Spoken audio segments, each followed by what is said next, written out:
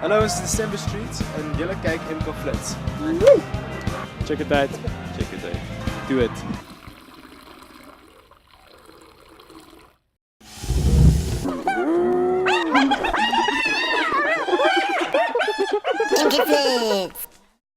I know I could be where you are.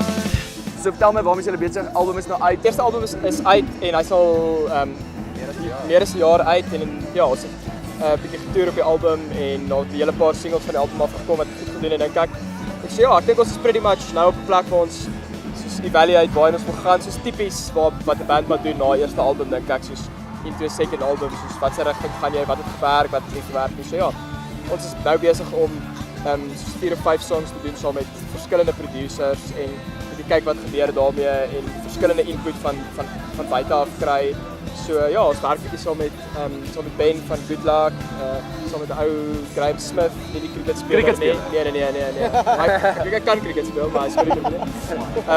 Wat baie gestaf in National Geographic en so wat soos heeltemal weer 'n classical influence het. Bringing the wild side into it. Werk nou met iemand soos Ben van Good Luck, so beteken dit 'n nuwe rigting in die musiek. We wanted to break the traditional way of going with a producer. Ja. Cool, we got this kind of sound, let's go with this guy, he's done this kind of music.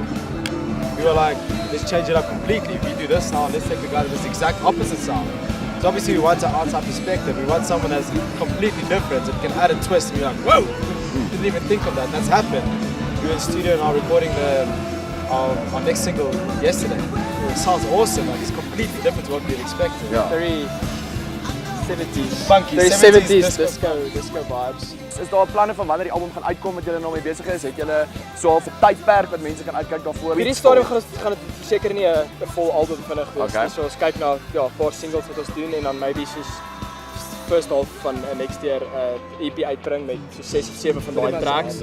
Ja, soos 'n klein mini album. Ja. 'n mini album. EP is net so baie trendy nou en almal doen dit. So Ek wil net sê, almal doen EP's en almal doen singles. EP, singles. So julle val maar net die trend. Smoor dit net daarmee en dan hopelik vat dit vlam.